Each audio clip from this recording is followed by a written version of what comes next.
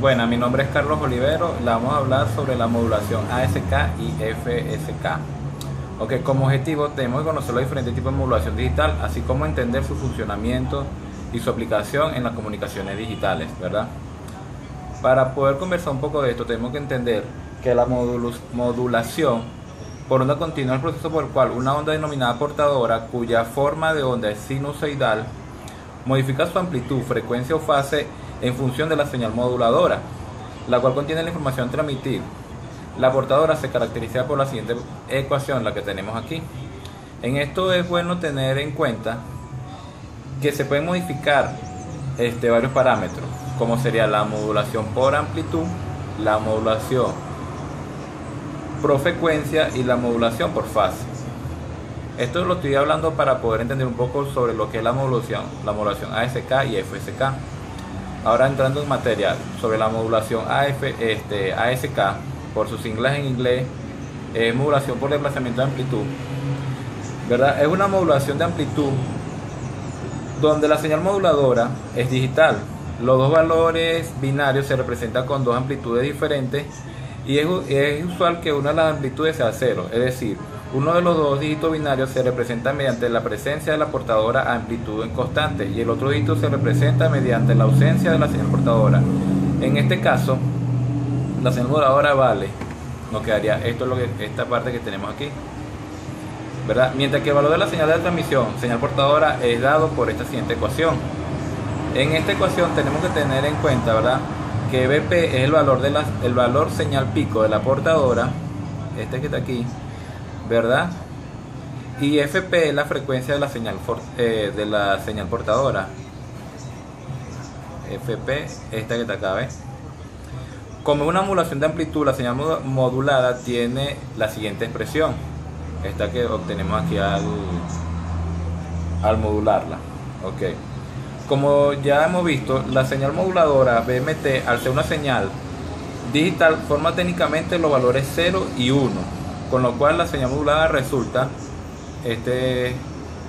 lo que obtenemos aquí, esta es la señal que nos resulta. Ok. Entonces obtenemos, ¿verdad?, que la señal moduladora puede representarse gráficamente de la siguiente manera. Esta es la señal portadora, la que tenemos aquí, la señal moduladora, y esta es la señal modulada, ¿verdad? Debido a que la señal modulada es una secuencia periódica de pulso, su espectro frecuencia, obtenido por el desarrollo en serie Fourier, tiene la característica de la función seno x sobre x. Entonces nos quedaría que en el dominio del tiempo nos quedaría de esta siguiente forma, y en el dominio de la frecuencia de esta siguiente. En este caso es similar a la modulación de amplitud para señales analógicas, o sea que se produce desplazamiento de frecuencia, que en este caso trasladada a todo el espectro de frecuencia representativa a la secuencia de pulsos periódicos. Podemos concluir, ¿verdad? Podemos concluir que el ancho de banda necesario para esta transmisión es mayor que el requerido por modulación de amplitud, debido a la cantidad de señales de frecuencia significativa que contiene el espectro, dependiendo de dicha cantidad en relación entre el periodo y el tiempo de duración de los pulsos. Ok.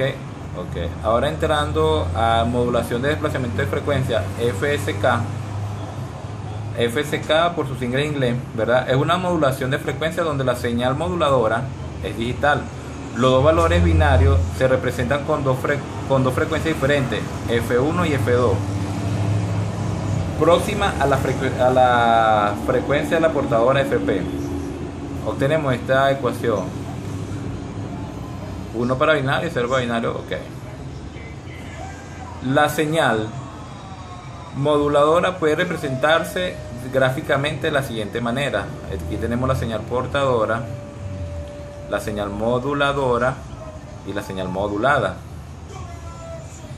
El índice de modulación tiene gran incidencia en la señal moduladora y determina los dos tipos de fundamentos de FSK. ¿Cuáles son esos dos tipos? El FSK de banda reducida o banda angosta y el FSK de banda ancha, ¿verdad? El FSK de banda reducida o banda angosta, si el índice de modulación es pequeño, es decir, es menor a pi medio, esto significa que la variación de la frecuencia de la señal modulada produce una diferencia de fase menor. Se tiene modulación de frecuencia de banda angosta y su espectro de frecuencia es similar a la de ASK. La única diferencia es que en este caso la amplitud de las armónicas se ve afectada por la frecuencia, o sea, se tiene una pequeña modulación de amplitud superpuesta a la FSK, ¿verdad? Y en el caso del FSK de banda ancha,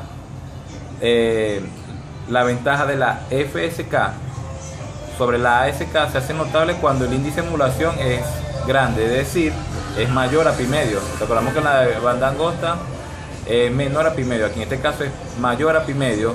Con esta condición se aumenta la protección contra el ruido y las interferencias, obteniendo un comportamiento más eficiente respecto a ASK, puesto que en este caso la pequeña modulación de amplitud mencionada es el caso de FSK de banda angosta se hace despreciable. La desventaja es que es necesario un mayor ancho de banda debido a la mayor cantidad de bandas laterales, un par por cada armónica o armónica. Ok, antes de entrar cuál es la ventaja y ventaja de cada una de estas, ¿verdad?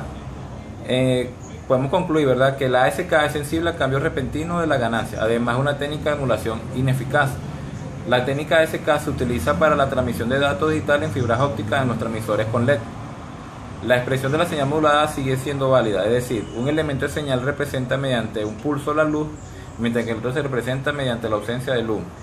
Los transmisores láser tienen normalmente un valor de desplazamiento BLAS, que hace que el dispositivo emita una señal de alta intensidad para representar un elemento y una señal de menor amplitud para representar al otro. Entonces, podemos concluir, ¿verdad?, que la ASK, la modulación ASK tiene la gran ventaja de depender de amplitudes, lo cual lo hace vulnerable al ruido externo, de la misma manera que la AM está sujeta al ruido externo. Casi no se usa, pero su mayor ventaja es que es muy económica y sencilla. La FSK permite que la información esté contenida en la frecuencia de la señal, con lo que es más inmune al ruido. Se usa en sistemas económicos como lo son los módems telefónicos de baja capacidad. También se usa en el enlace de microondas y en el sistema GSM. Bueno, esto es todo. Gracias por su atención.